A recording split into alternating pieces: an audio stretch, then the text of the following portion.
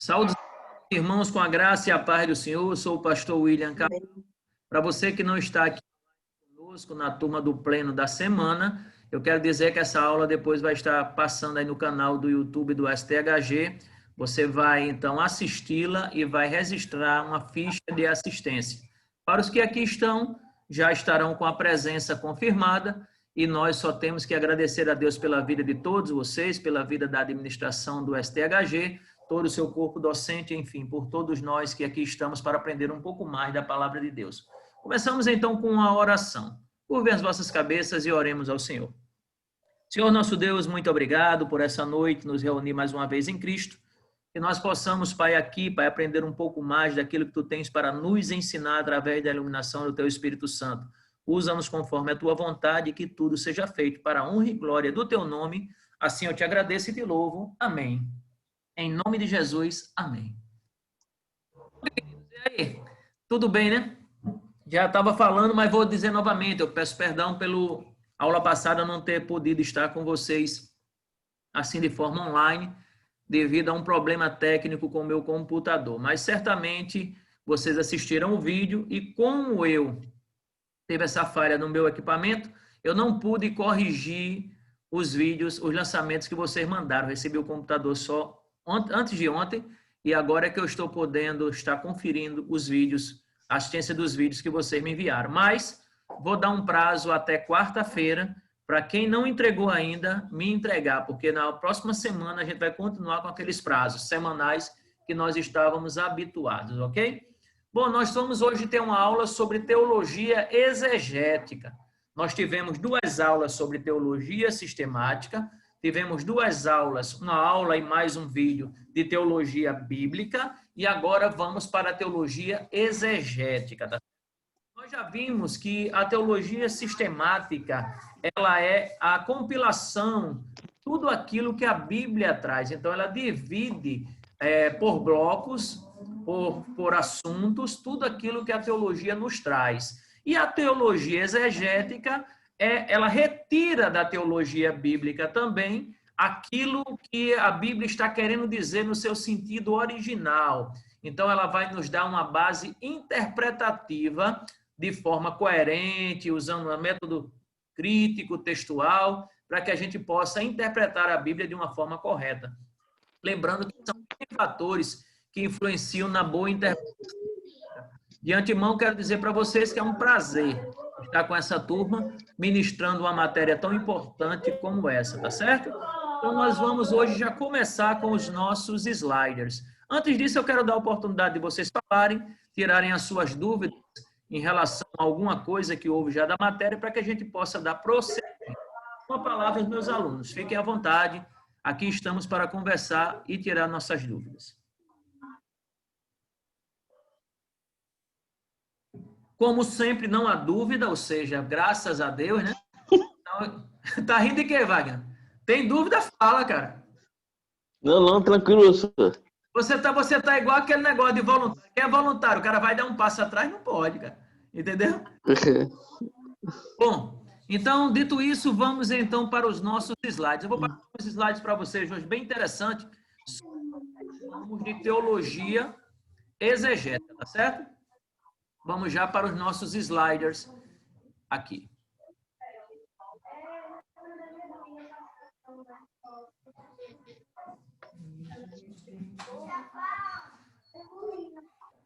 Ok. Apresentação dos sliders do começo. Estão vendo esse slide na tela aí, meus queridos? Me dê um feedback positivo aí para que eu continue. Estou vendo sim, professor. Curso pleno em teologia, teologia cristã, o professor William Cabral. O seminário é o Seminário Teológico Arlan Gran. E a teologia exegética, tá certo?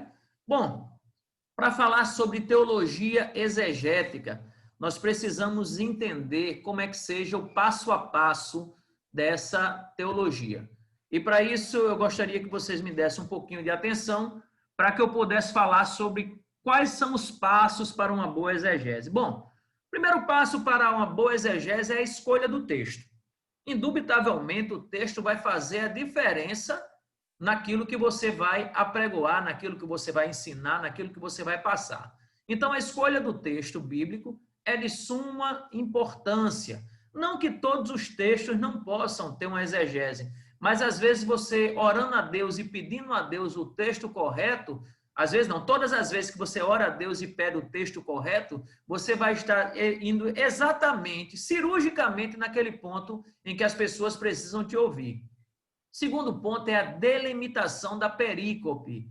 Para quem não sabe, perícope é o início e o final de assuntos, porque a Bíblia ela está dividida em capítulos e versículos, porém, não quer dizer que esses capítulos e versículos sejam a perícope, tá? Às vezes a perícope começa no metade de um capítulo e termina na metade do outro, então nós devemos ter o cuidado de delimitar qual é a perícope. Eu, particularmente, quando eu vou pegar em cima de um texto, eu tenho uma Bíblia minha, que é a minha Bíblia de anotações, eu grifo com marca-texto todo o assunto que eu considero seja perícope. Terceiro ponto é a pesquisa dos cenários. Existem vários cenários dentro de um texto. Históricos, políticos, culturais, geográficos, enfim. Você precisa pesquisar cada um desses cenários. E aí, de acordo com tudo isso aí, depois de fazer tudo isso, tem um microfone ligado aí. Por favor, desliguem. Oh, meu. Beleza. Depois que você... Ok. Depois que você vai e faz toda essa pesquisa dos cenários históricos, políticos, culturais, geográficos, enfim, aí você vai para a análise gramatical. E aí é onde entra uma ferramenta importantíssima, que é o português. A gramática da língua portuguesa, para nós que somos alunos, que somos estudiosos da palavra de Deus, deve ser o nosso livro de cabeceira também. A gente tem que estar analisando, tem que estar buscando a gramática ali para a gente poder aprender um pouco mais. Aí, sem se preocupar com a ordem da sintaxe, nós fazemos uma tradução provisória, tá? E depois nós fazemos uma tradução final. Agora sim, na ordem correta da sintaxe, para que a gente possa obter o quê? O sentido do texto e, por último, fazer a sua aplicação. Então, a escolha do texto. Por uma questão óbvia, esse deve ser o primeiro passo, pois a feitura exegética pressupõe a existência de um texto bíblico. É possível se fazer a exegese de qualquer texto, mas a exegese pressupõe que o texto deve apresentar alguma dificuldade. Às vezes, essa dificuldade não é aparente na versão em que nós estamos lendo, mas no texto original é. Quando nós delimitamos a perícope, a delimitação da perícope, mediante o estabelecimento do contexto próximo anterior e próximo posterior, nós devemos isolar a perícope, tá? Que, como ela deve ser estudada, como eu falei para vocês, eu uso um marca-texto, deve-se observar o conteúdo do texto, verificando se o início e o fim do assunto. A gente deve ver tudo isso com muita cautela, para que o assunto tenha início, tenha o seu desenvolvimento e tenha um final. Como se faz numa redação, por exemplo. Tá? E aí nós passamos para o contexto, o contexto imediato, ou também chamado de contexto vital. É como nós nomeamos o levantamento da situação textual, seu pano de fundo histórico, político, social, religioso. Aí vamos para a autoria, tá? Que é preciso apresentar o autor e todas as nuances possíveis que envolvem a sua personagem, os aspectos, a idade, a situação civil, a moral, religiosa, a formação cultural, entre outras coisas. Nós vamos para a datação, que diz respeito à época. Não basta dizer o ano, não, mas todas as circunstâncias que envolvia aquele que está escrevendo, o escritor inspirado, no seu contexto. Tá? E aí nós chegamos até os destinatários. Para quem foi escrito isso? É importante estabelecer os destinatários do escrito-alvo. Não basta apenas dizer a quem, mas descrever o indivíduo ou indivíduos, ou até mesmo um povo. Nós sabemos que a Bíblia fala para a igreja, nós sabemos que a Bíblia fala para os judeus e nós sabemos que a Bíblia fala para todas as nações. Então, a gente precisa definir para quem está se dirigindo o texto. A base da teologia exegética é essa. Qual a razão, o motivo de estar escrevendo isso? Precisamos também levantar o motivo ou motivos que levaram o autor a escrever, queridos. Tais motivos podem possuir várias nuances, como ponto de vista do destinatário, do ponto de vista da situação circundante, do ponto de vista do autor. A gente precisa saber de tudo isso. É óbvio que vocês vão ver essa matéria hermenêutica e exegese mais aprofundada. Aqui eu quero só dar para vocês um panorama de como ela se desenha, porque aqui é a introdução à teologia cristã, para que vocês possam se nortear. A métrica do texto. Em caso de textos poéticos, é interessante isso, onde o texto em língua original não apresenta uma métrica, é interessante se fazer a metrificação do texto em análise. Isso, além de melhorar a visão do exegeta, de você que está interpretando o texto, dá elegância e estilo ao trabalho. Ele precisa saber se aquilo ali é um hebraísmo, como é que está sendo colocado aquilo ali, por que é que o autor está colocando aquilo ali em forma poética, tá? Existe também a análise morfológica do texto, a análise gramatical é muito importante e é preciso observar a força que cada palavra do texto tem. Aí entra os conhecimentos gramaticais que eu falei no início, das línguas hebraica e grega, para uma boa análise do texto. Todas essas matérias vocês vão ver. E no final de tudo, o que vai ter a soma de tudo isso é que vocês vão poder interpretar de forma correta a palavra de Deus. Uma outra coisa que eu coloquei aqui para nós falarmos é sobre a tradução do texto. O exegeta, aquele que está fazendo a interpretação, ele deve traduzir o texto diretamente do texto em língua original, para evitar os erros das versões, tá? Tem uma frasezinha em latim que diz tradutore traitore, o tradutor é traído, que é uma frase de Lutero. Ou seja, nós vamos ver que as traduções que temos nem sempre coadunam com a realidade da época. A análise lexicográfica do texto, onde é preciso observar os usos dos termos chamados de polissemia, bem como a semiologia, que são o estudo dos radicais ou símbolos de uma palavra. Nesse momento, nós devemos buscar a melhor tradução dos termos em seu contexto, tá? A análise da estrutura literária, essa análise que nos permite conhecer toda a estrutura, enfim, linguística, histórica, estilística, social, política, teológica, analógica, e também uma maneira de separar estruturalmente o texto, destacando os aspectos particulares. Nessa análise, a chamada análise da estrutura literária do texto, é possível determinar a estrutura de cada texto observando seu estilo literário e conhecer, por exemplo, seus paralelismos históricos, suas sínteses, suas antíteses, suas siminomias, as figuras de linguagem, enfim, tudo isso, para que depois nós possamos fazer o esboço do texto, porque é no esboço que o exegeta vai traçar lições do texto, derivando do texto o seu ensino central e o seu ensino periférico para aí formar uma aplicação. Bom, em resumo, o que nós estamos vendo aqui é exatamente o que nós precisamos para fazer uma boa exegese do texto. E você deve estar dizendo, pastor, não é fácil. Não, não é. Dá trabalho? Dá trabalho sim. Nós precisamos entender que quando nós queremos fazer algo com excelência, aquilo vai nos denotar trabalho, nós vamos ter que ter e nós vamos ter que buscar ali realmente nos especializar. Porque ninguém é ótimo em nada se ele não tiver frequência. Quanto mais se fizer a exegese de textos, melhor nós iremos ficar. Tá certo? Então, vamos lá para a nossa matéria, depois dessa rápida introdução, vamos para a nossa matéria Teologia Cristã, a Teologia Exegética. Pois bem, meus amados, a hermenêutica, princípio, teoria, definição do dicionário Howard, hermenêutics, é a ciência técnica que tem por objetivo a interpretação de textos religiosos ou filosóficos. É uma ciência?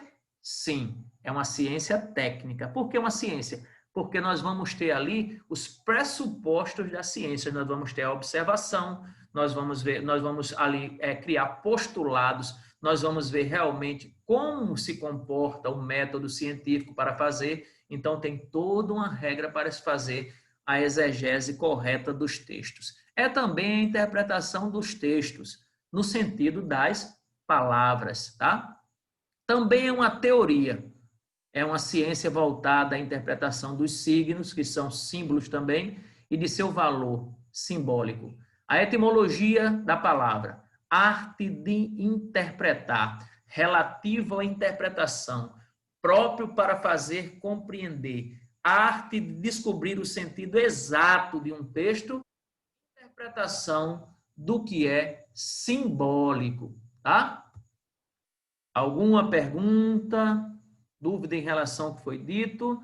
Nós podemos dizer, então, que a teologia exegética, a exegese em si, ela é uma ciência, porque ela tem ali fontes científicas para que nós venhamos fazer a interpretação correta de um texto ou até mesmo de uma oração, de uma frase, daquilo que tem nos colocado a Bíblia, né? É importante... Professor, Pode perguntar, Roberto. assim, como ficaria uma diferenciação da exegese para a hermenêutica? Vou chegar lá. Tá aqui nos slides. Se você aguardar um pouquinho para não passar, eu vou lhe explicar, porque eu coloquei justamente isso aí, porque as pessoas têm muita dúvida, né? E eu peguei um texto bem interessante sobre isso, que já está chegando nos slides. Boa pergunta, Roberto. Segura só um pouquinho, eu já estou chegando lá. Voltando aqui para o nossos sliders. Eu estou nos conceitos de hermenêutica, né? Depois eu vou conceituar a exegese. O que é exegese? É a exposição e explicação prática do texto.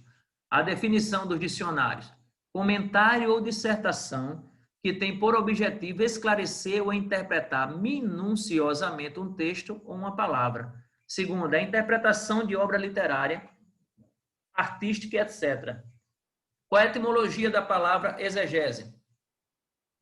Exposição de fatos históricos, interpretação, comentário, interpretação de um sonho, tradução, conduzir, guiar, dirigir, governar, conduzir passo a passo ou até o fim. Expor em detalhe, explicar, interpretar, marchar na frente, conduzir ou guiar. Tá? A diferença, Roberto, entre hermenêutica e exegese. Hermenêutica é como um livro de receitas, com a receita de como fazer um bolo. A exegese é a preparação do bolo, exposição e a entrega do bolo para alguém comer. Essa definição é de Roy Bezuck, né? Esse autor, escritor muito conhecido, teólogo. Então, a hermenêutica é como um livro de receitas e a exegese é a preparação do bolo, tá? Vou ver se o Roberto tem ainda alguma dúvida a respeito para nós darmos continuidade a isso aqui. Roberto, ficou claro? Tranquilo, professor.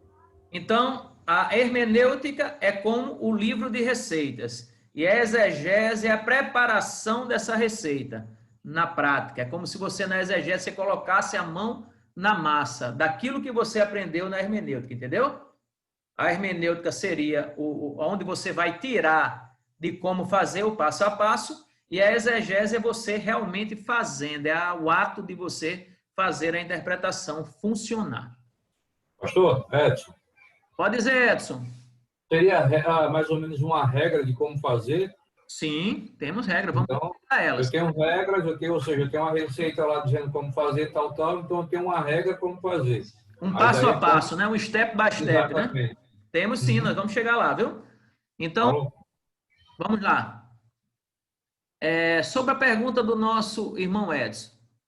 O primeiro passo que nós vamos dar para que nós possamos fazer uma exegese é a escolha do texto.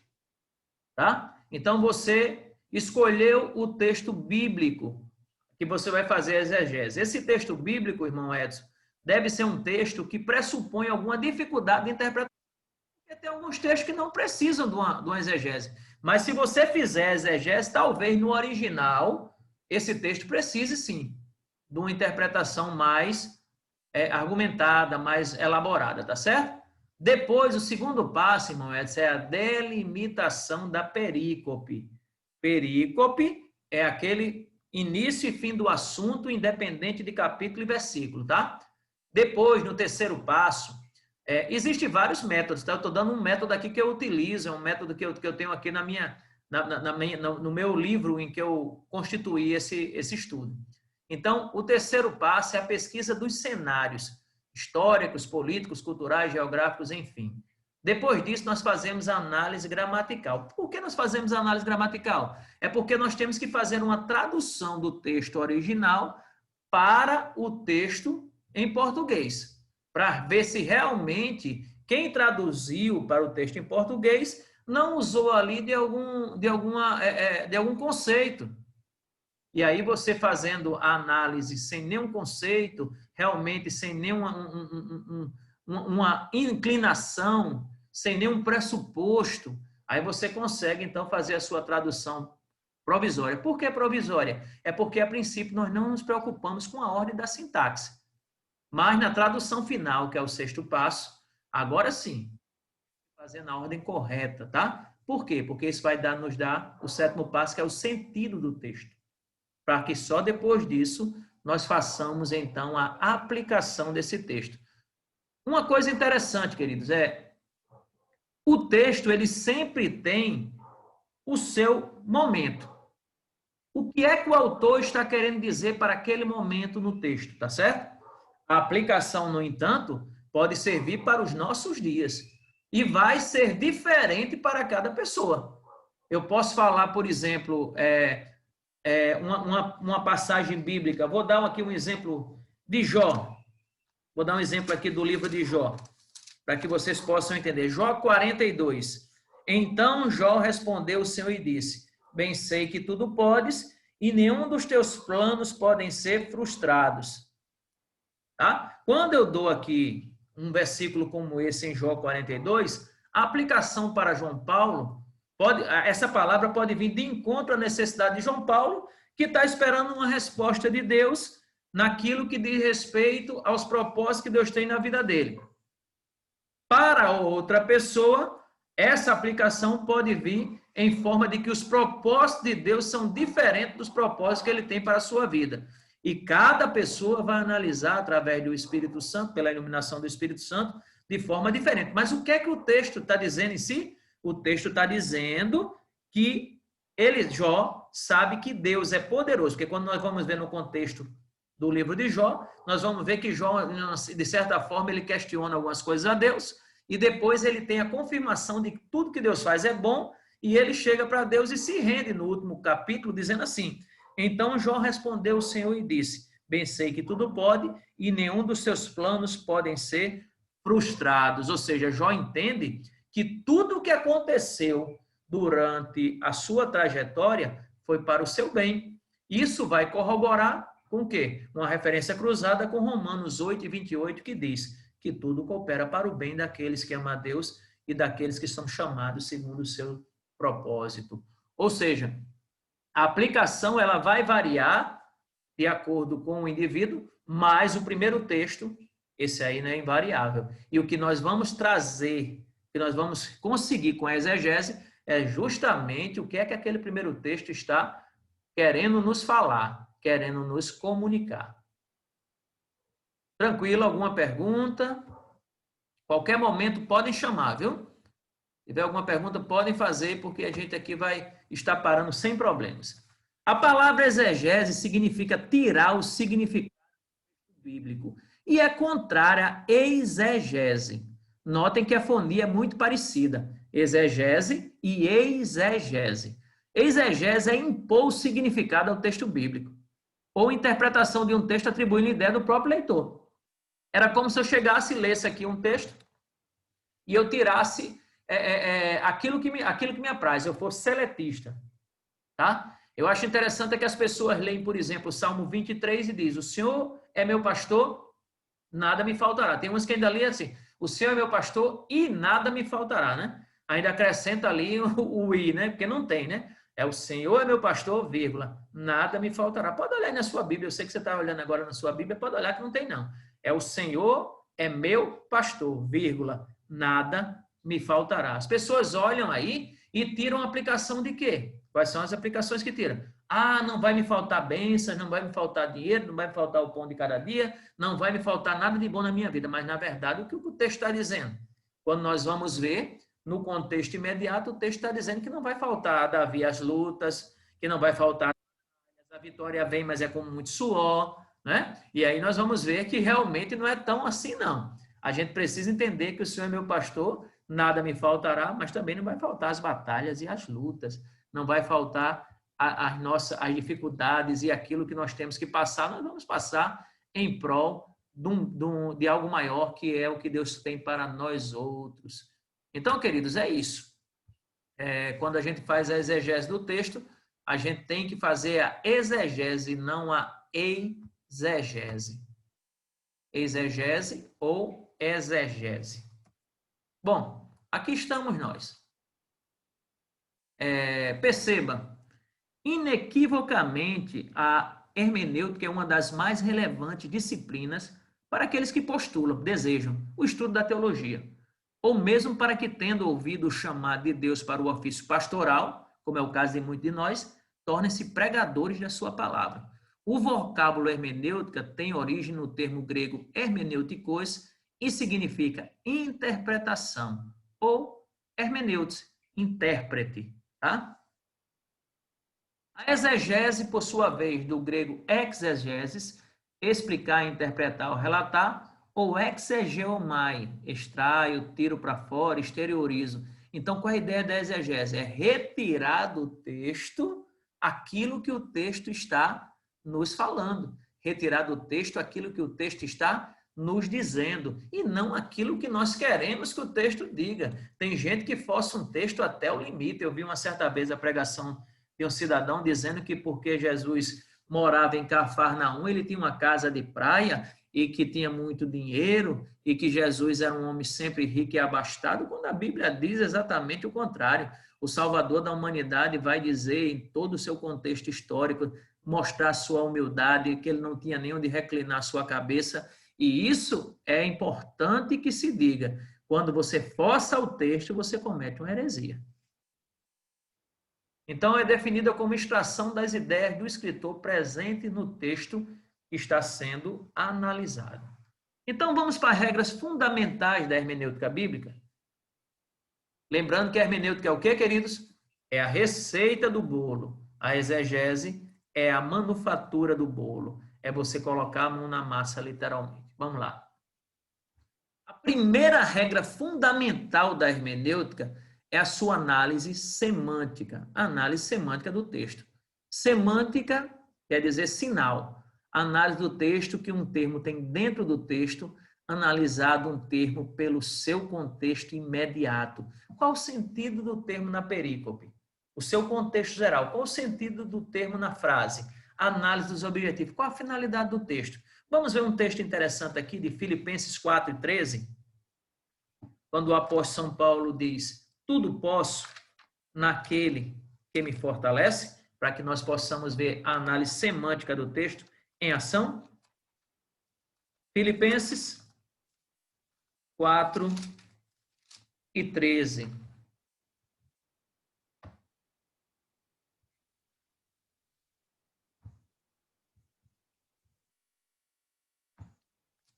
Bom, Filipenses 4:13 vai nos dizer.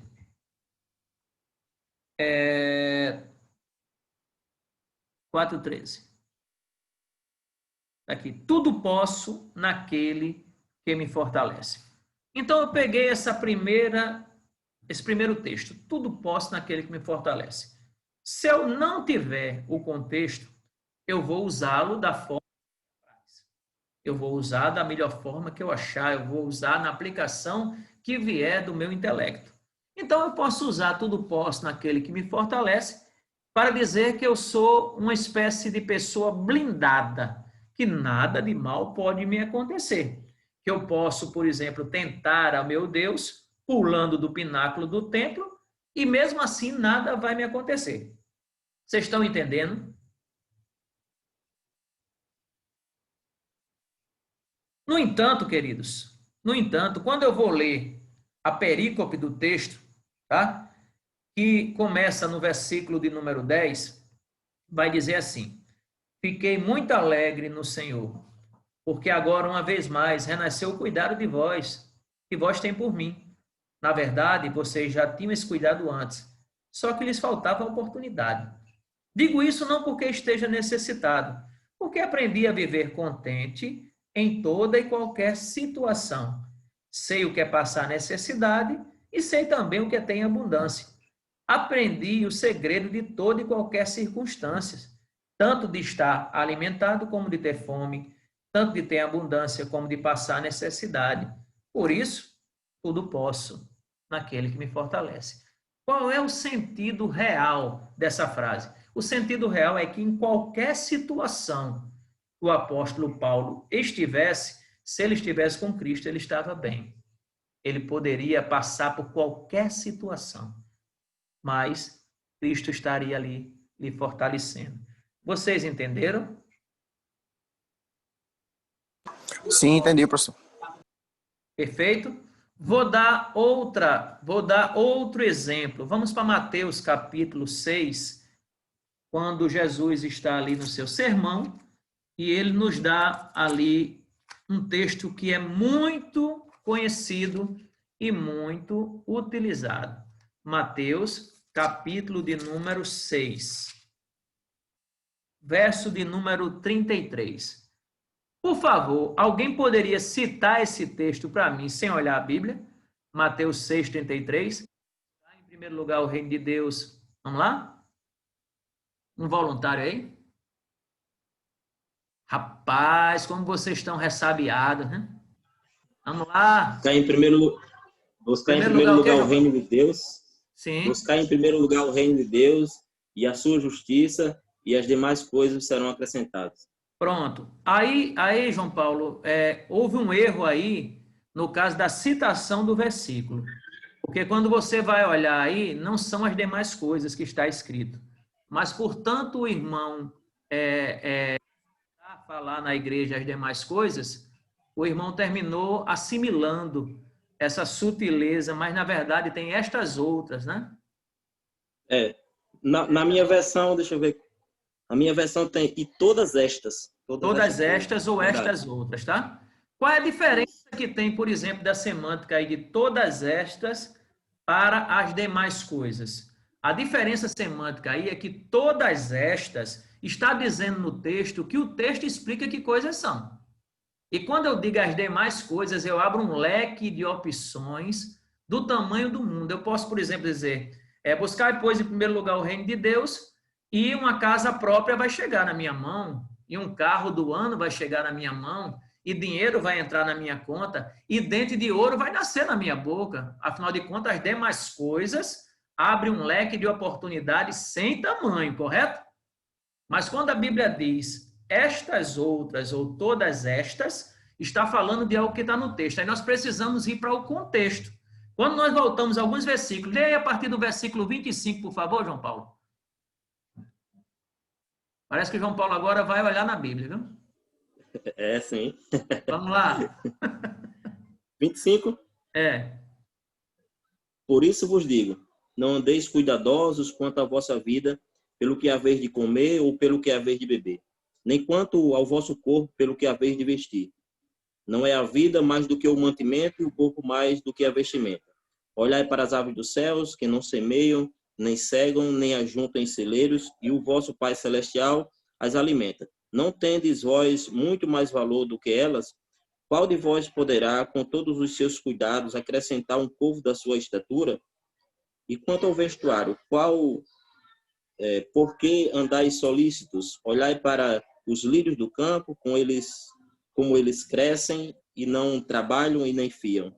E eu vos digo que nem mesmo Salomão, em toda a sua glória, se vestiu como qualquer um deles. Pois, se Deus assim veste a erva do campo, que hoje existe e amanhã é lançada no forno, não vos vestirá muito mais a vós, homens de pequena fé. Não andeis, pois, inquietos, dizendo que comeremos, o que beberemos, o que vestiremos, porque todas essas coisas os gentios procuram. De certo, o vosso Pai Celestial bem sabe que necessitais de todas essas coisas. Mas buscai em primeiro lugar o reino de Deus e a sua justiça, e todas essas coisas vos serão acrescentadas. Que coisas são essas que vão ser acrescentadas àqueles que buscarem o reino de Deus e a sua justiça? Comer, beber e vestir. Não é verdade? Quando nós falamos que as demais coisas vos são acrescentadas para os incautos ou para aquelas pessoas que estão na igreja pescando bênçãos, significa dizer que elas só precisam servir a Deus e o restante da vida dela vai ser tocado. E não é assim, não. Debaixo do sol nós temos que trabalhar. Não é isso? Entenderam, queridos? Interessante, pastor Edson. Pode dizer, Edson. O interessante é que ele, nos versículos anteriores, que o nosso irmão João Paulo estava lendo, ele repete 3 vezes. 3 vezes. Para chamar a atenção, né? Deixa bem claro, né? Aí no outro versículo ele diz, estas coisas vos serão acrescentadas. Isso mesmo, deixa bem claro, o texto deixa bem claro. Rafael, quer se pronunciar? Fica à vontade, eu vi que você entrou. Não, professor, eu ativei sem querer o microfone, mas tá tranquilo. Da próxima vez que ativar sem querer é 10 flexões, viu? Paguei muito, professor, já. Eu sei. Vamos lá, Wagner. Wagner, câmbio. QSL. Ativa o microfone aí. E aí, Wagner? Ok, tá ouvindo? Pode colocar? Tá dizendo que não devemos nos preocupar com bens materiais, com as vestimentas, né? Que Deus, né? Primeiro tem que buscar o reino de Deus. Se você for analisar o contexto ainda do capítulo de Mateus 6, você vai encontrar aqueles célebres versículos de Mateus 6,19. Não terra, onde a traça e a ferrugem consomem, os ladrões roubam e minam, né? Você vai encontrar todo esse contexto, Jesus falando exatamente das riquezas terrenas em detrimento das coisas celestiais. Ele vai dizer, é verdade, mas que a gente precisa também de alguma coisa, né, aqui na terra, porque como é que nós vamos comer, beber e vestir, né? Ou seja, se vocês tiverem o básico para fazer o que Deus quer, tá de bom tamanho, filho. O apóstolo São Paulo vai trabalhar mais isso ainda quando ele diz assim, se tivesse o que comer, o que beber, o que vestir, estejais com isso, contentes. Ok? Tem que ter muito cuidado, né? Senão as pessoas vão pensar que não precisa trabalhar, não precisa juntar nada, né? Aí você não vai ter casa. Fala, Giliardo. Será que, devido a essa questão da interpretação das demais coisas e quanto a estas coisas, nós temos percebido que alguns irmãos esperam que essas demais coisas venham a acontecer na vida deles, haja vista que eles não procuram trabalhar, não procuram se especializar, não procuram, de uma certa forma, se profissionalizar e melhorar no mercado de trabalho, né? Então, assim, a gente vê muitos cristãos dispersos nessa questão do estudo secular, né? De querer uma profissionalização. Será que não seria exatamente esse contexto de forma errada, né? Transmitida para a igreja? Veja bem, a teologia da prosperidade é um câncer dentro da igreja, tá? Não que a prosperidade de Deus não seja bênção, mas essa teologia que pregam que a prosperidade é você ter dinheiro, isso é um câncer dentro da igreja, tá certo? Por quê? Em que sentido? É porque as pessoas fazem da igreja shopping, eles vão à igreja buscar bênçãos. O culto que agrada a Deus, que é uma disciplina que eu dou também na iniciação à teologia, vai falar que o culto, na verdade, ele é um serviço que nós devemos prestar a Deus. Então, quando eu vou cultuar, eu não vou para receber, eu vou para doar. Eu vou para dar minha adoração, para dar o meu louvor, para dar o meu melhor. Tá? Então, quando a pessoa sai de casa com a intenção de buscar sua bênção, ele não tem a intenção legítima de cultuar a Deus para entregar o seu louvor, a sua adoração. É óbvio que isso traz consequências. Deus não tem recebido o culto de muitas igrejas, e aí eu não vou entrar em detalhes de denominação, porque nós somos estudantes de religião e nós sabemos de quem nós estamos falando, né? Mas uma coisa você pode ter certeza, que tem certos cultos aí que não passa do teto não, filho. Que tem certos louvores que não tem passado do teto, que tem certos pastores que são, na verdade, pastéis, porque tem o pastor e o pastel. O pastel, ele tem o sabor que o irmão quiser, tá? Então, tem um pastel de carne, de frango, tem um pastel de queijo, de pizza, né? Tem pastel de pizza também hoje em dia. Mas o pastor não, o pastor tem que ter o sabor disso aqui, ó, da palavra de Deus. Ou ele prega isso aqui e conduz as suas ovelhas aos mananciais da sabedoria de Deus, ou, no entanto, ele vai ficar pelo meio do caminho e vai ser mais um na estatística, tá certo? Então, com certeza, Giliardo, respondendo a sua pergunta, isso influencia muito. Agora, notem a sutileza entre estas coisas e as demais, para você ver que no contexto geral tem uma diferença enorme, entendeu? Aí a gente de tanto escutar, né, João Paulo, na igreja, né? Buscar e pôs em primeiro lugar o reino de Deus e as demais coisas você não acrescentar. Quer ver? Faça um teste na sua igreja. Chegue lá na igreja quando você tiver a oportunidade. Repitam comigo, irmão. Buscar em primeiro lugar, concluam comigo. Buscar, pois, em primeiro lugar o reino de Deus, sua justiça, e espere. A maioria da igreja vai dizer demais coisas, porque está já cauterizado. Sai no automático. No automático. Sai no automático já. Já sai no automático. Tá bom? Dando continuidade, vamos então para o nosso próximo slide. Professor, Oi. e também o senhor citou o versículo 19. E no 20, mas fala que vai juntar tesouros no céu, né? Sim, sim. Tesouros no céu. Olha, porque quando a gente morre, ao morrer você não leva nada, né? Você fica naquela caixa de madeira ali e os bens, conta no banco, fica tudo aqui, não se leva nada, né?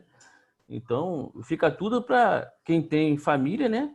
Quem tem herdeiros, ok, senão fica tudo para o governo. Fica difícil de entender, Wagner, por exemplo, por que que alguns pastores pregam que você precisa ser rico para ser servo de Deus. Porque você vai ver que o apóstolo Paulo vai falar isso, que o amor ao dinheiro é a raiz de todos os males. Jesus vai dizer que é mais fácil passar um camelo no fundo de uma agulha do que um rico entrar no reino dos céus. E os pastores estão falando em riqueza por quê? Porque quando você fala em riqueza, você traz a atenção daqueles homens que são corrompidos de caráter e querem enricar de todo jeito. Entendeu? Então, para eles tirar dinheiro do povo, eles precisam dizer que o povo vai ganhar. É o velho conto do vigário. Uma certa vez, uma pessoa chegou, um rapaz cadeirante, chegou na porta do Banco do Brasil, ali do centro, e disse assim: vem cá, fulano de tal, um crente, troca esse cheque para mim, um cheque no valor de R$2.000, porque eu sou cadeirante, eu não tenho como subir aí e tal, vai ficar difícil, troca para mim que eu te dou R$1.000, tá certo? Ah, troca agora, mas faz o seguinte, como é que eu vou saber se tu vai voltar e me dar o dinheiro do cheque aqui?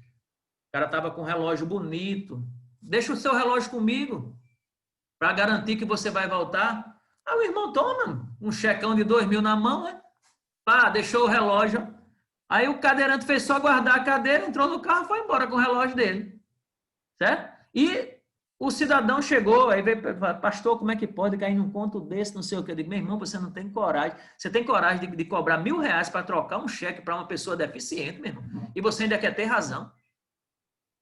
Entendeu? Só vai cair no conto do vigário, só vai ser levado por essa concupiscência, essa vil concupiscência, aqueles que vão atrás de fortuna, de dinheiro, que querem que querem fazer, na verdade, uma caderneta de poupança no céu. Ah, não, eu vou dar aqui meu dízimo e vou receber mais lá na frente, eu vou dar aqui, vou botar na fogueira aqui o meu carro e vou receber um carro importado. Não, filho. Aí cai nessa esparrela, entendeu? O conto do vigário é para quem é ganancioso, entendam isso.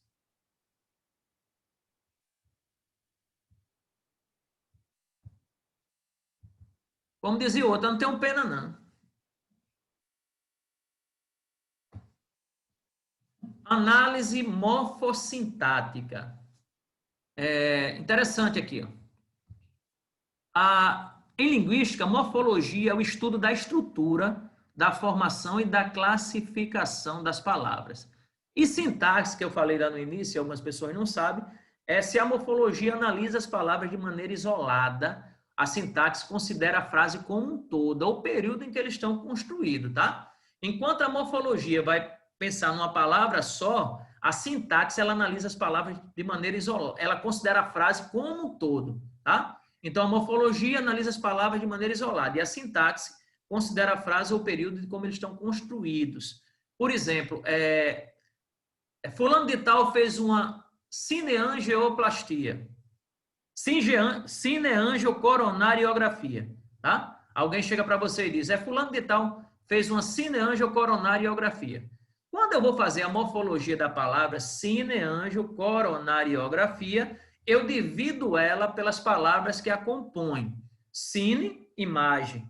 Angio, fala de coração, veias, né? Artérias do coração. Coronária, angiocoronária. Grafia, o texto. Então, eu tenho imagem, eu tenho veias e o coração, e tenho ali o estudo, a grafia. Então, o que é que eu resumo? Eu resumo que aquele exame é um exame das veias do coração por imagem. É um estudo das veias do coração para a imagem, né? Quando eu vou fazer, no caso, a sintaxe, eu vou ver a frase como um todo. Quem é que está fazendo isso? É o fulano de tal. Quantos anos ele tem? Eu já sei mais ou menos que ele é uma pessoa idosa ou é uma pessoa mais jovem, eu já vou tirar algumas conclusões em relação a isso. Mas a morfologia em linguística é o estudo da estrutura da formação e da classificação das palavras, e a sintaxe considera a frase ou o período de como eles são construídos. Tá? Esse também é uma das regras fundamentais da hermenêutica. Identificar os estilos literários presentes. Na Bíblia nós temos história ou narrativa, nós temos poesia, profecias, provérbio, lei, evangelho, parábola, sapiensal, salmos, entre outras figuras de linguagem, entre outros estilos literários, perdão. Tá? E como é que eu identifico isso?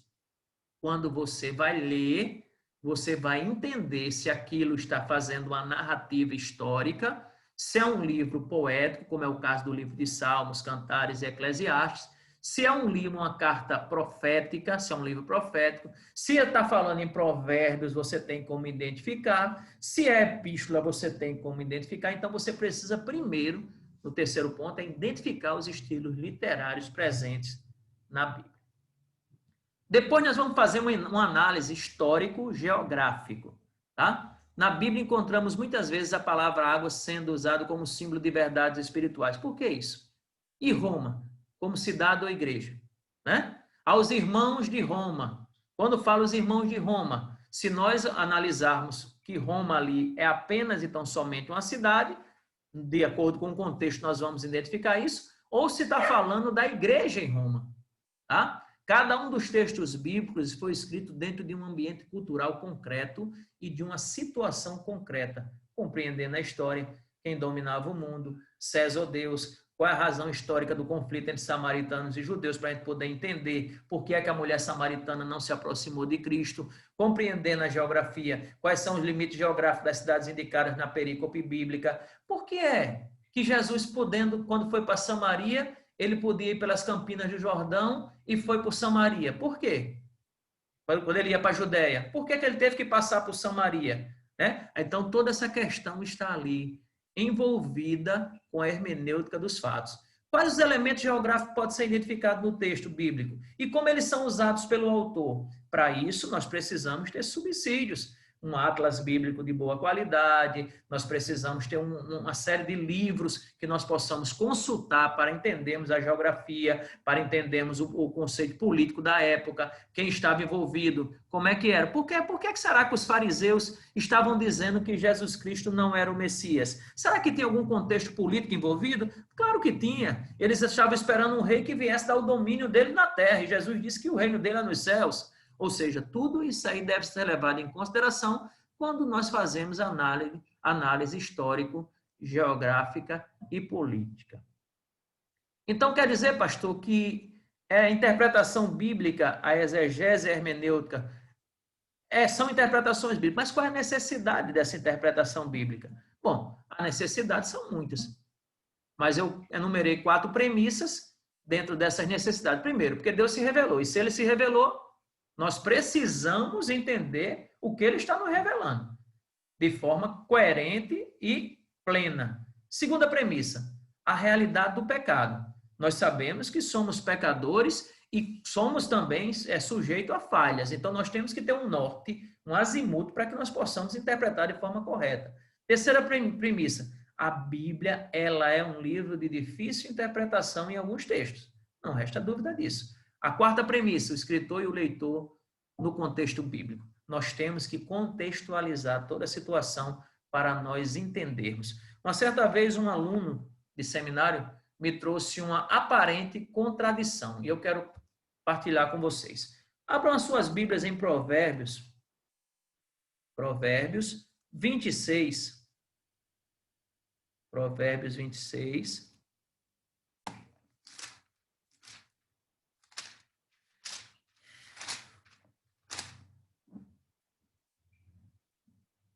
Provérbios 26, versículos 4 e 5. Diz assim: não responda ao insensato segundo a sua tolice, para que você não se torne semelhante a ele. Responda ao insensato segundo a sua tolice. para que ele não seja sábio aos seus próprios olhos. Aí eu lhe pergunto, eu respondo ou não respondo? Estamos falando do mesmo sujeito, que é um insensato, tá? E estamos falando dentro de uma mesma perícope, sim ou não?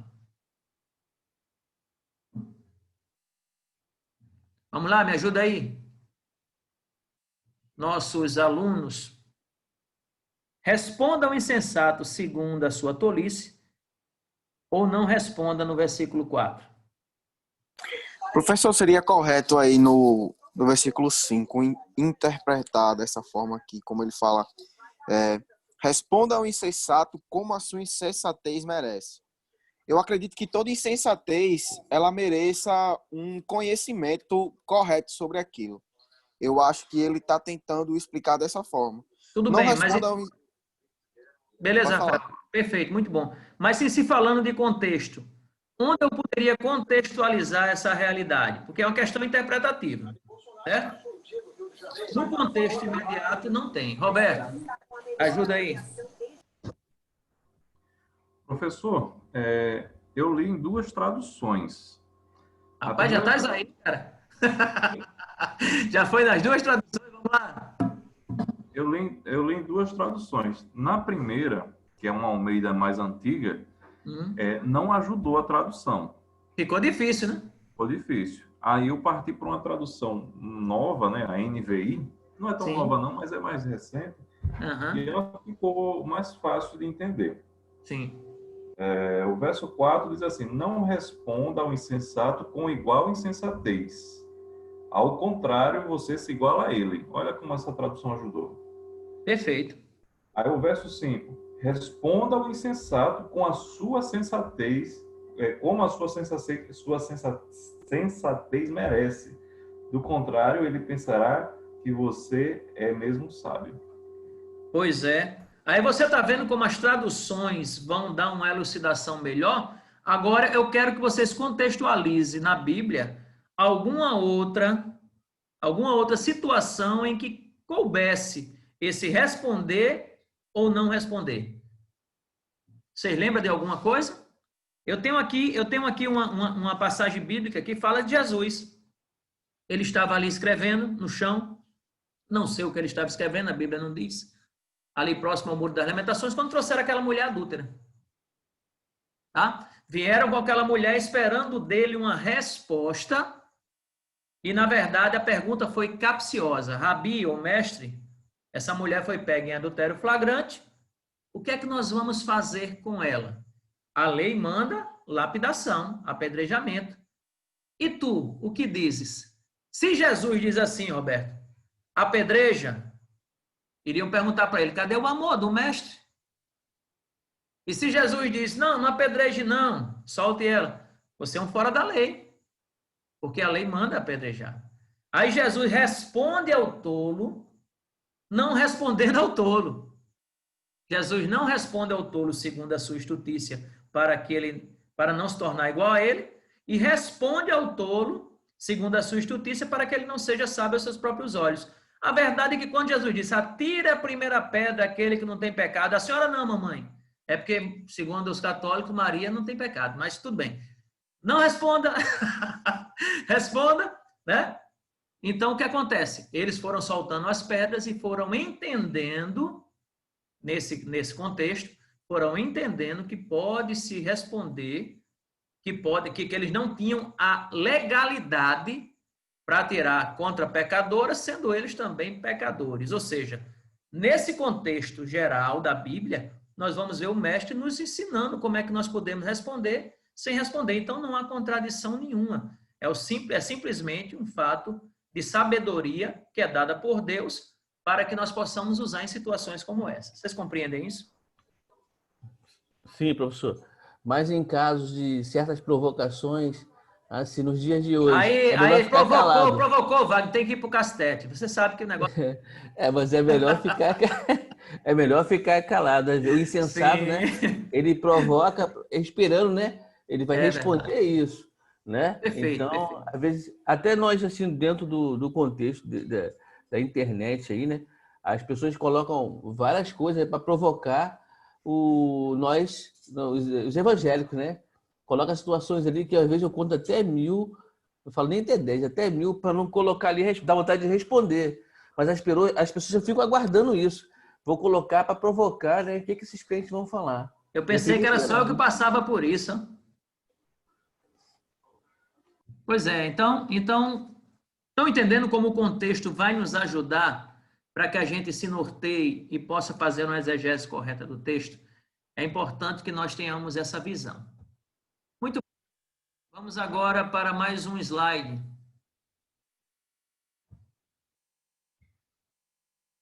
Princípios hermenêuticos. Os princípios hermenêuticos que nós temos no livro em que nós adotamos, hermenêutica bíblica, a estrutura explica a própria escritura. A Bíblia é a sua própria intérprete. As palavras tomadas no conjunto da frase, o texto tem que estar no contexto.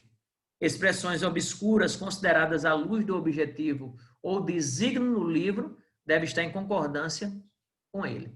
É necessário consultar as passagens paralelas, paralelo de ideias e de ensinos gerais da Escritura. Bom, a Escritura em todo local nos diz que nós devemos viver em humildade, que nós não devemos almejar as riquezas dessa terra, e de repente eu vou e traduzo aí, eu vou e narro Mateus 6,33 como como que Deus vai me dar tudo, vai me dar casa, vai me dar carro, vai me dar mansão, vai me dar chave.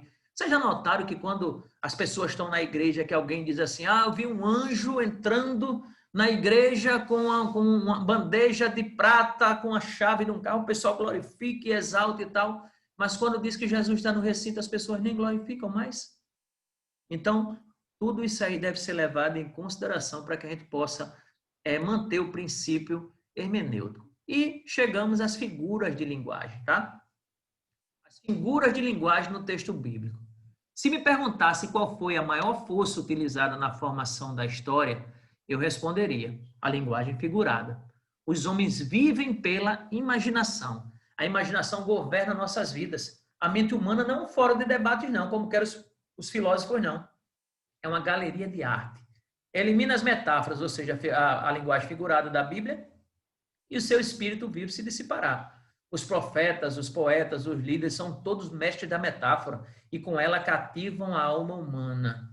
W. McNeil Dixon é professor de literatura inglesa da Universidade de Glasgow, tá? No livro de Roy Zuck, que eu peguei para nós termos como base a interpretação bíblica.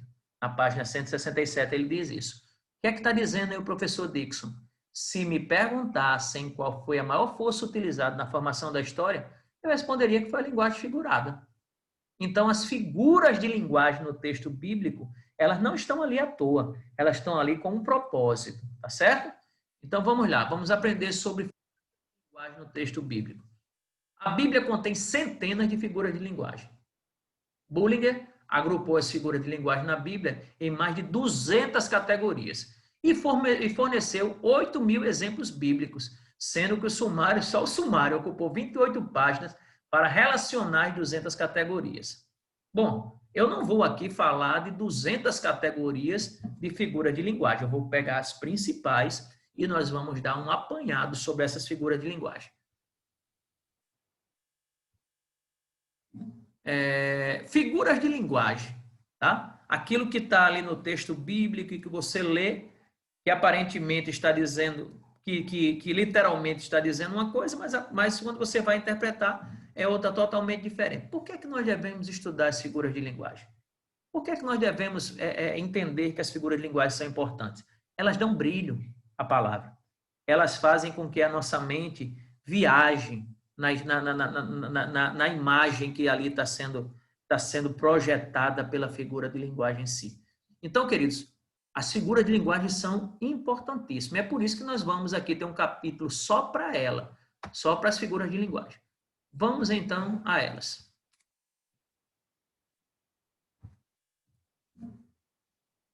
Formas literárias que os autores põem de lado intencionalmente determinadas regras gramaticais. O que são figuras de linguagem na Bíblia?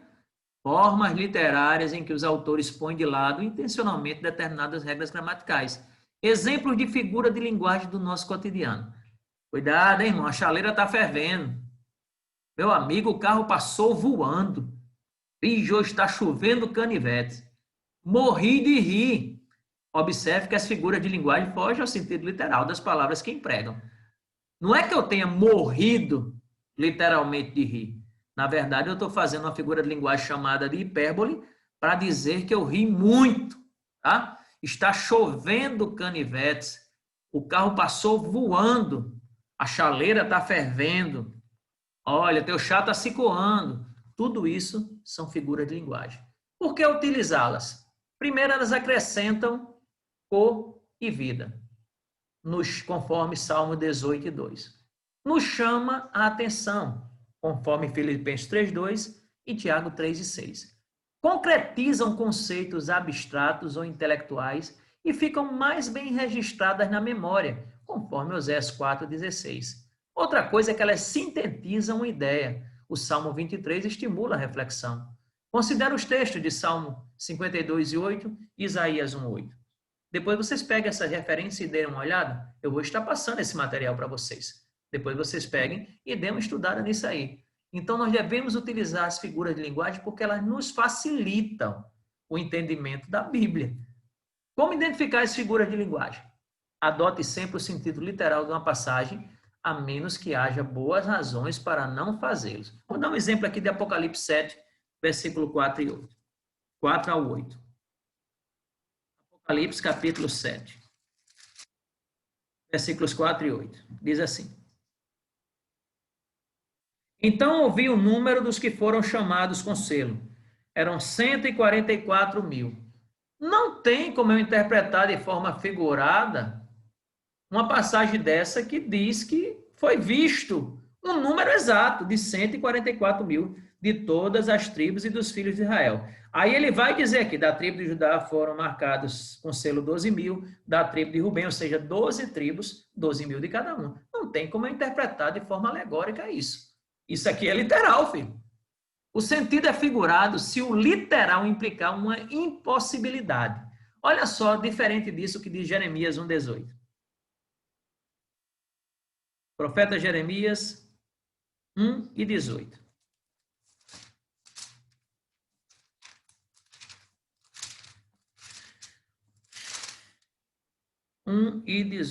Diz assim: Quanto a mim, eis que hoje ponho você por cidade fortificada, por coluna de ferro e por muralha de bronze, contra todo o país, contra o rei de Judá, contra as suas autoridades, contra os seus sacerdotes e contra seu povo. Como é que um homem vai ser uma cidade fortificada? É óbvio que aí está uma figura de linguagem.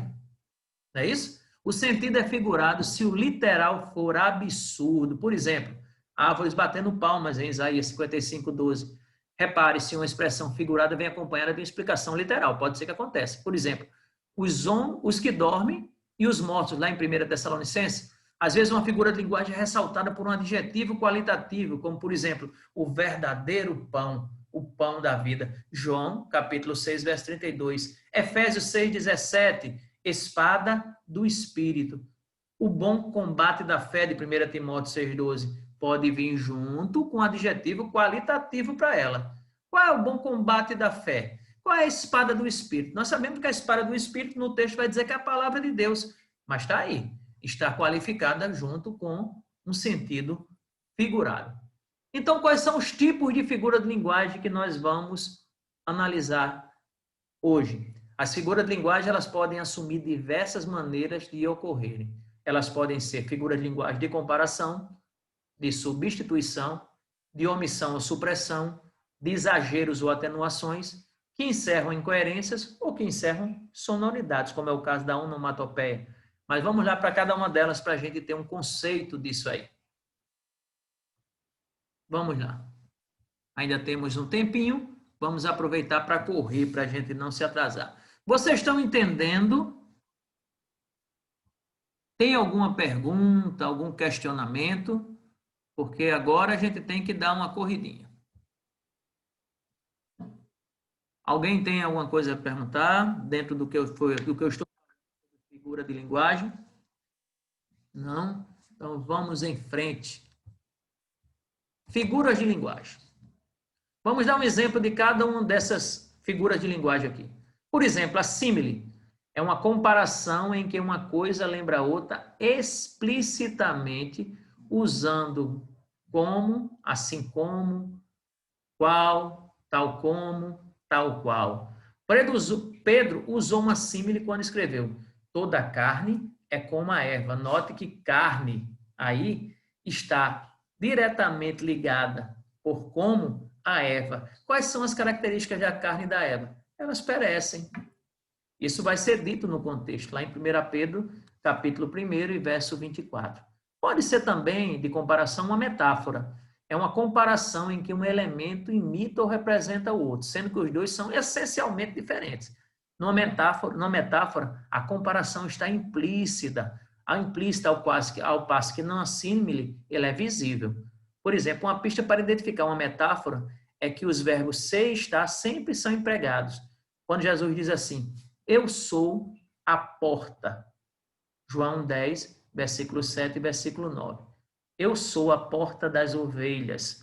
Quando Jesus fala isso, vocês têm que entender que é uma metáfora. Por quê? Porque Jesus não é uma porta. Jesus é um ser humano. Quando ele diz eu sou a porta, está usando uma metáfora, tá? Não é diferente da símile, porque quando a símile ela faz um comparativo similar. Toda carne é como a erva. Quais são as características idênticas dos dois? Tanto a carne quanto a erva perecem.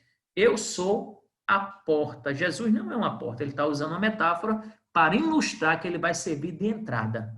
Ok? Metonímia consiste em substituir uma palavra por outra. Na Bíblia existe pelo menos 3 tipos de metonímia. A causa é usada em lugar do efeito, o efeito é usado em lugar da causa, e o objeto é empregado em lugar de outro, semelhante ou que está a ele relacionado. A sinédoque é a substituição da parte pelo todo ou de todo pela parte. Por exemplo, César Augusto emitiu um decreto de que deveria ser feito o censo de todo mundo. Lucas 2:1. É óbvio que não era do mundo todo, queridos. Ele estava falando do Império Romano. Quando ele fala todo mundo aí, ele quer dizer toda a população do Império Romano. Né? Parece muito simples, né? Agora, é claro que isso vai exigir de nós uma certa base gramatical que muitas vezes nós não tivemos. Aí, o que é que nós devemos fazer? Dar um passo atrás, estudar gramática para poder fazer uma exegese correta dos textos. Personificação. Estou falando agora dos de substituição, metonímia e sinédoque.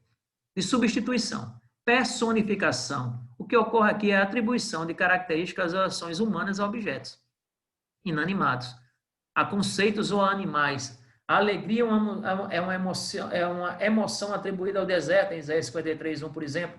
O deserto e a terra se alegrarão. Tá? Então, você está dando ao deserto, que é algo inanimado, tá? uma emoção, que é a alegria. Existe também antropofagismo. Isso acontece muito na Bíblia. Consiste na atribuição de qualidades ou ações humanas a Deus, como ocorre na referência aos dedos de Deus, do Salmo 8, verso 3, aos seus ouvidos, no Salmo 31:2, e aos seus olhos, em 2 Crônicas 16:9.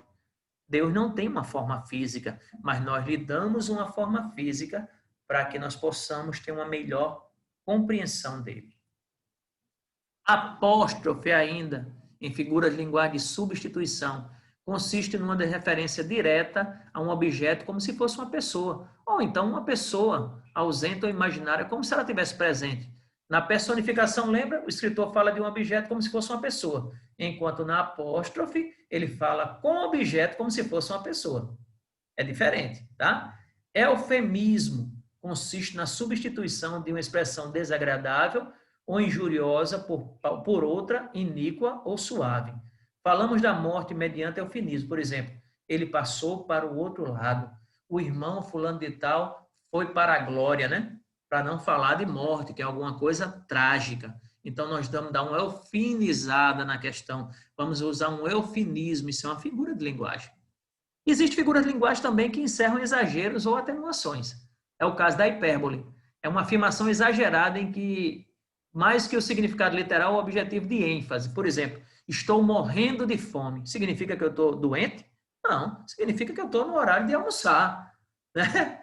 Ironia. A ironia é uma forma de ridicularizar indiretamente sob forma de elogio. Por exemplo, 2 Samuel 6,2 diz: que bela figura fez o rei de Israel, hein? Olha o tom de ironia, olha o tom irônico na questão. Então, tudo isso são figuras de linguagem que vão nos dar subsídio para que a gente venha a fazer uma exegese correta do texto. Pouco usado, mas que também existe, é o oxímoro. Consiste na combinação de termos opostos ou contraditórios. O termo oxímoro vem de duas palavras gregas, oxos, que é esperto, e moros, burro. Exemplo, silêncio eloquente e cópia original, né? Fatos verídicos. Ora, se são fatos, são verídicos, não é verdade? Paradoxo é uma afirmação aparentemente absurda ou contrária ao bom senso. Um paradoxo não é a contradição, não. É simplesmente algo que parece ser o oposto do que, em geral, nós sabemos. E onomatopeia, que encerram sonoridades agora, é uma palavra cuja pronúncia imita o som da coisa significada. Existem muitas palavras assim, murmúrio, sussurro, cicio, chiado, tic-tac do relógio e etc. O verbo lançar em Jó 9:26 é um caso de onomatopeia no hebraico. O verbo hebraico é cuja pronúncia é como o som da águia ou do falcão peregrino, quando se lança sobre a presa a uma velocidade elevadíssima. Muito bem, queridos, chegamos ao fim da nossa aula de hoje e essa é a aula, como eu disse, de hermenêutica bíblica, e eu tirei esses estudos da hermenêutica bíblica de Moisés Silva e Walter Kaiser Júnior, tá? E também da Bíblia Apologética de Estudo do ICP. Tá aí o livro, se vocês quiserem adquirir, adquiram. Esse livro é de muita valia para a conclusão dos nossos estudos hermenêuticos. Espero que vocês tenham gostado da aula. Eu vou agora abrir os microfones para que vocês fiquem à vontade para falar ou fazer perguntas e questionamentos a respeito. E na próxima aula nós ainda continuaremos ainda com essa matéria chamada teologia exegética, perdão. Professor, não é uma dúvida, mas é só um pedido. Eu queria que o senhor pudesse disponibilizar, por gentileza, esses slides lá no grupo. Perfeito. Vou passar para PDF e vou disponibilizá-los, porque eu sei que tem aí uma série de coisas muito valiosas aí, depois de uma pesquisa bem detalhada que eu fiz para trazer aula para vocês. Beleza, obrigado. Vamos lá, queridos? Alguma coisa, alguma colocação em relação a tudo isso? Professor, o senhor já está tendo acesso ao portal? Ainda não, Wagner, ainda não resolveram o meu problema. Eu acho que o problema está comigo lá, sabe? No portal lá, algum problema técnico relacionado à minha conta no portal que está dando problema. Mas eu vou, essa semana, novamente lá em Alice, lá no STHG, porque já vai voltar já o expediente deles lá, e eu vou essa semana lá e certamente eu vou resolver. Mas quanto às suas postagens, quando você lança no portal, eu já recebo aqui.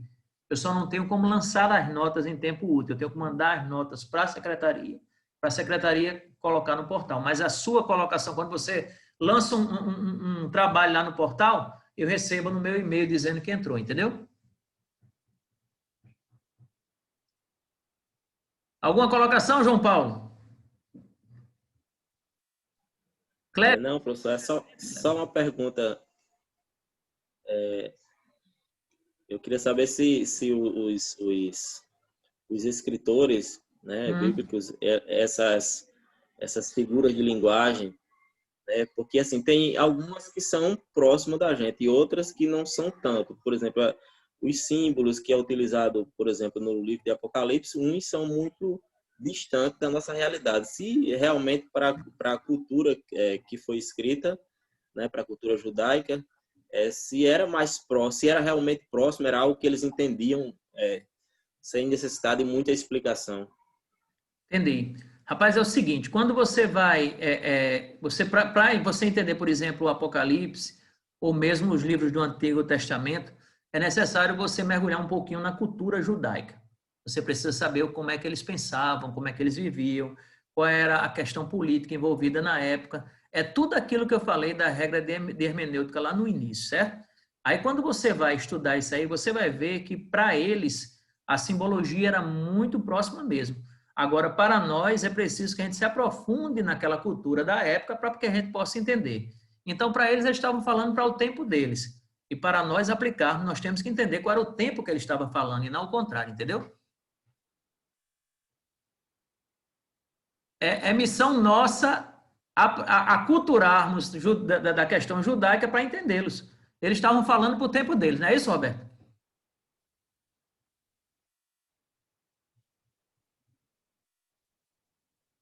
Ei, Roberto, me ajuda aí, Roberto. Você que também é alguém que tem um conhecimento muito bom. Você concorda comigo que nós é que temos que nos aculturar das questões envolvidas no princípio que foi escrito e não eles que tinham que se preocupar com o que a gente entender nos dias de hoje?